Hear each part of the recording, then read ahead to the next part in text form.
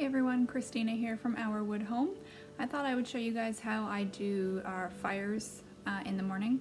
It's afternoon right now, but we had a pretty mild day, so I didn't do a fire first thing in the morning. But it's getting a little bit cooler now, kind of damp out, so I thought a fire would be a good idea. And I've had a lot of people ask me how I build fires. So I'm sure there's better ways of doing it, or there's better videos on YouTube explaining it, but I'm going to show you how I do it. Hopefully you can see everything okay. So there are a little bit of embers still in there, but what I do is put on my gloves. These are actually welding gloves from Home Depot. They're kind of hard to move in, but they keep my hands really protected. So I'm going to first get rid of any extra ash, because if you have too thick of an ash layer in the stove, it just won't burn as efficiently. So I don't think you can see, but we've got a lever here for our ash drawer. If you don't have that, you could always just scoop out the ash.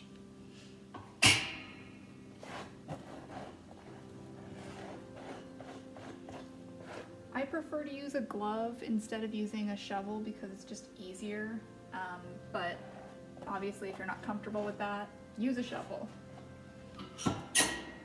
Okay, so all the excess ash is out. I'm going to bring the embers more to the front of the stove in a nice even layer. I prefer to have the embers in an even layer, but my husband prefers to push them all to one side and build the fire that way. They both work, it's just a personal preference. I've already brought up my wood, so I'm going to start putting that in now.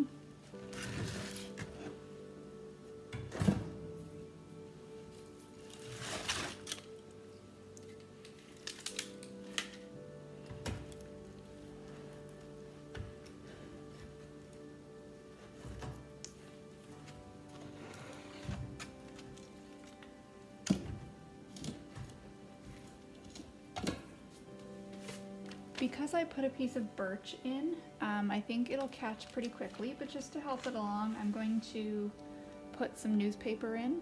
I think you can see there's the two pieces of wood here and some space in between, which I'm going to fill with crumpled newspaper.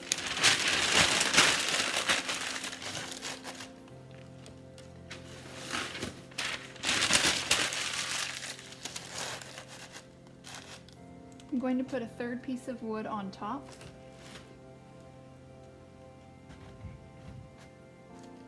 And if you had little pieces of kindling or bark or something, you could put that on top of the newspaper just to help fuel it so it doesn't burn through the paper quickly without the flame being able to get strong enough to reach the other pieces of wood.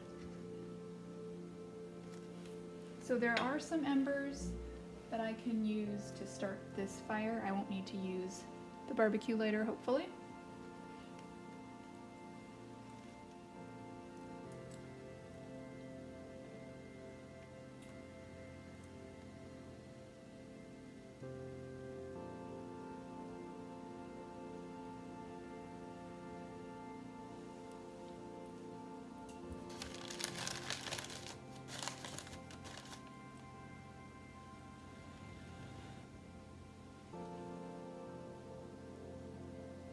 There we go.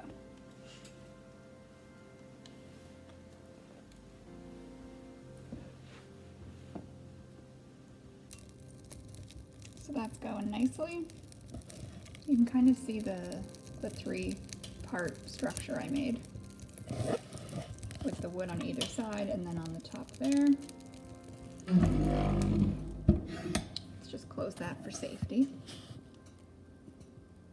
And we've got our little fire going. One thing that I will mention, oh, that's dirty. So this is our ash drawer here. It is important to make sure the ash drawer is not full and overflowing, because that will also affect how quickly your fire catches and how efficiently it burns. So that's it. Hope you enjoyed seeing what I do and found it helpful.